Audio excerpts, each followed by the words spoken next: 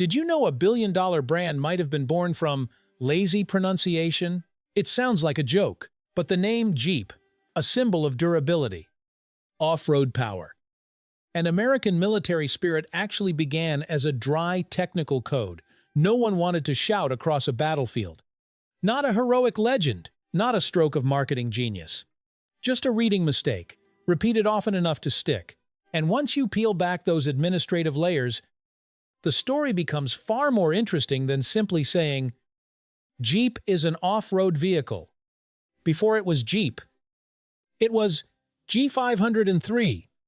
Or, if you prefer the full ceremonial version, truck. 1,000–4,000 ton. Quatre. Command reconnaissance. In plain English, that means a quarter-ton reconnaissance vehicle with four-wheel drive. It sounds like an inventory spreadsheet. Not something you would yell while slogging through mud under gunfire. What does 4-ton mean? It means the vehicle could carry about 250 kilograms, roughly 3 fully equipped soldiers, each weighing around 80 kilograms, plus their weapons and gear. And 4x4 means all 4 wheels receive power, like using both hands and both feet to climb a wall instead of just one arm. Basic mechanics, but on a battlefield. That difference meant getting stuck or surviving. During World War II, the U.S. Army didn't name vehicles to inspire. They named them to manage. G503 was the standardized production code. Willys MB was the internal name used by Willys Overland. Ford GP was the version built by Ford. Every label sounded like a spare parts serial number. Imagine a sergeant shouting, "Bring the G503 over here." The tension would instantly feel bureaucratic. Humans naturally resist complexity, especially in life or death situations.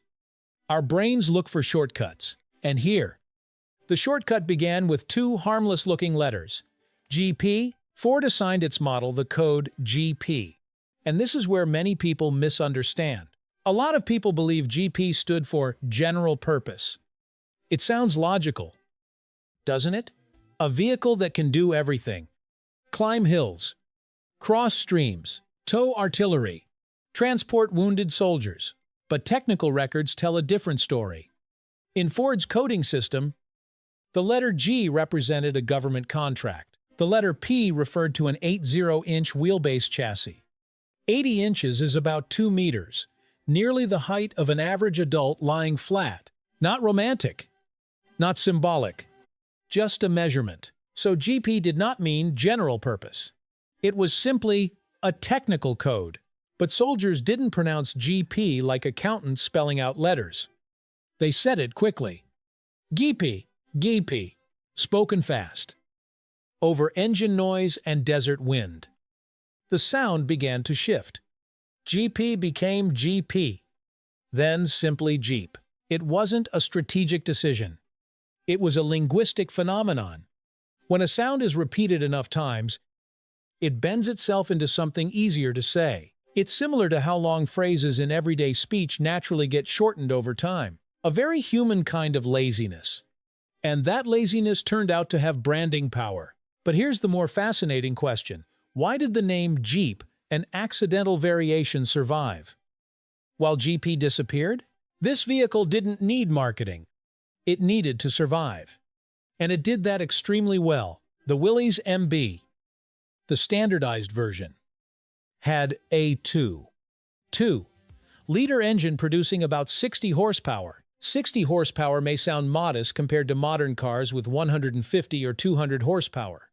But place it in 1941.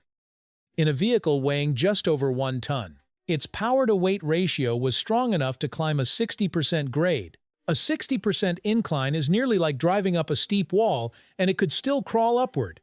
Soldiers didn't care about chassis codes. They cared whether the vehicle could pull them out of mud, and when that GP kept doing what seemed impossible, the name Jeep began to carry emotion. No one said, "I love my Gepäcktow tree." They said, "This Jeep saved my life." Here, something psychologically interesting happens. When a word becomes tied to positive survival experiences, it upgrades itself. From slang, it becomes a symbol. From misreading, it becomes legend.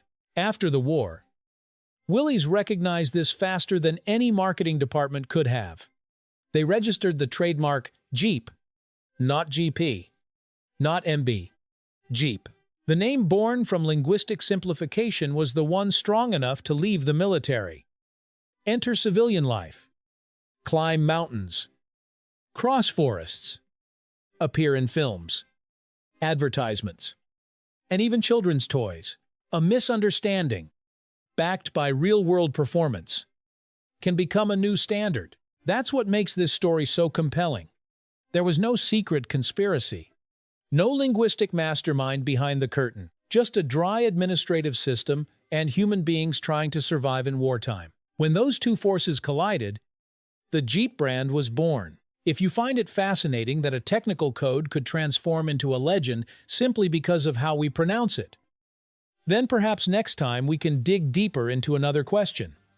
How many brands around us are actually just system errors repeated long enough? Who knows, the name you say every day might have started as a misunderstanding. And if this story makes you look at a Jeep on the street just a little differently, then maybe it's time we keep playing detective with the ordinary objects around us.